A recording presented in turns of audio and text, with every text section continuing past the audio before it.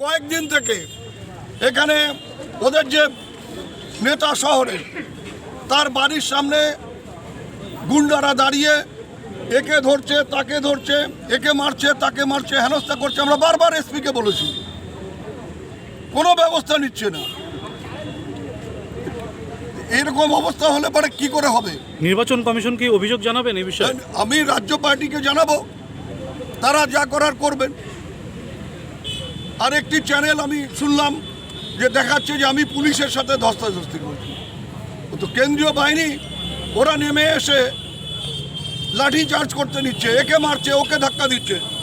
আমি বাধ্য হয়ে এগিয়ে গিয়েও ওদের ঢালকে ঠেলে দিয়ে বলছি যে আপনি এখানে আসছেন কেন? আপনি কেন? আপনি কে? আপনি যাকে সিকিউরিটি দিতে আসছেন সে গাড়ির ভেতরে বসে আছে, আপনারা কেন নেমেছেন? ওদের নামার এখতিয়ার আছে কিনা?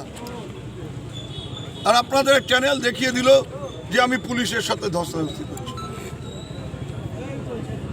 এগুলো আপনারা খবর করুন।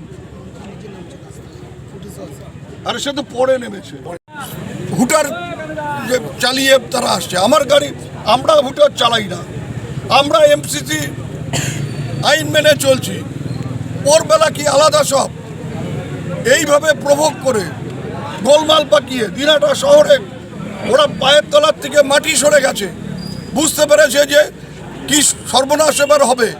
সেটাকে একটা গোলমাল পাকিয়ে অন্যদিকে ঘুরিয়ে দেবার চেষ্টা হচ্ছে, পরিকল্পিত। আমাদের লোকেরা বারবার কয়েকদিন ধরে বলছে যে নিশ্চয়ই একটা থম মেরে আছে, একটা গোলমাল পাকানোর চেষ্টা হচ্ছে। আজকে তো মনে হচ্ছে যে একদম পরিকল্পিতভাবে গোলমাল করে দিনাটা, শান্ত দিনাটাকে অশান্ত করবার চেষ্টা করছে। এই যে তীরগুলো দেখুন। প্রথমেই বলবো যে আজকের এই ঘটনা অত্যন্ত নিন্দনীয় ঘটনা এবং এই ঘটনার তীব্র প্রতিবাদ জানাই, ধিক্কার জানাই।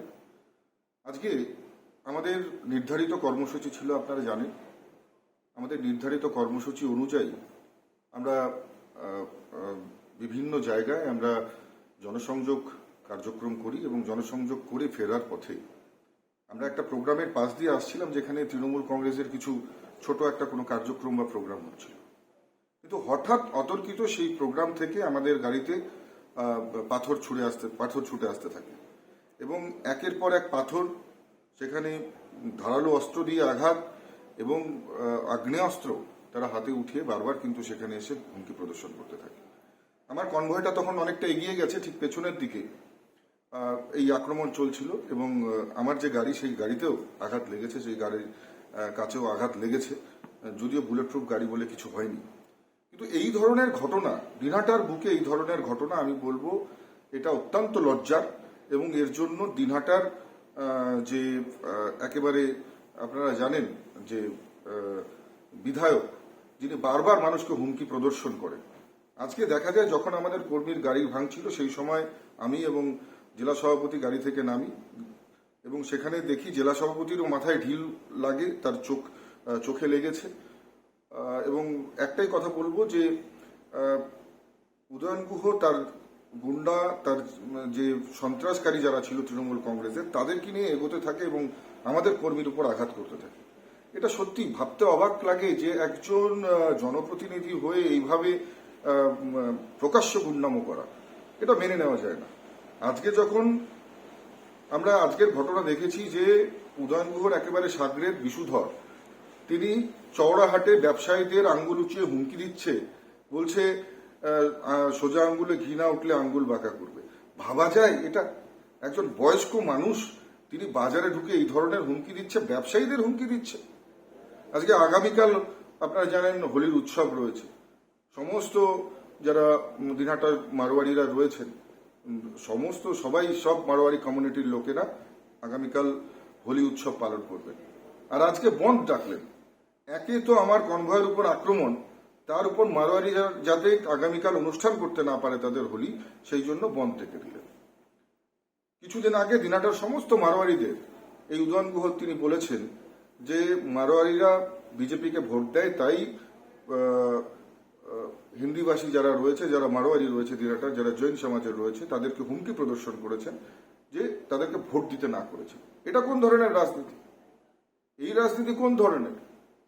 আজকে যেখানে আমরা বারবার বলছি, এবং আমি যখন নমিনেশন পেয়েছি, নমিনেশন পেয়ে এসে আমি সমস্ত দলের কাছে প্রথম আবেদন জানিয়েছিলাম যে আসুন আমরা সবাই মিলে সৌজন্যতার রাজনীতি করি, আমরা সবাই মিলে গণতন্ত্রের এই মহোৎসবে আমরা সবাই মিলে উৎসবের মতন পালন করি, যাতে মানুষ প্রত্যেকের গণতান্ত্রিক অধিকার প্রয়োগ করতে পারে।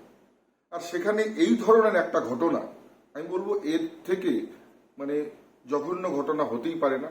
এবং উদয়ন গুহ কিভাবে হুমকি প্রদর্শন করেন, টিভিতে দেন, মিডিয়াতে দেন, এখন প্রকাশ্যে তার দাঁত নখ বেরিয়ে যাচ্ছে।